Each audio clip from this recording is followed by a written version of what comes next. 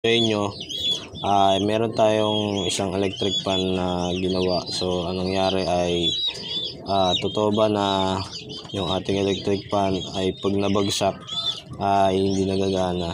So may posibilidad na hindi na siya gumana pagka nabagsak natin yung ating electric fan, kasi nga itong kanyang pinaka shafting, nawawala yan sa align. So pag nawala yan sa align, titigas ang ikot niyan. So hindi na siya makaikot ng smooth, kasi dapat itong shafting natin ay smooth.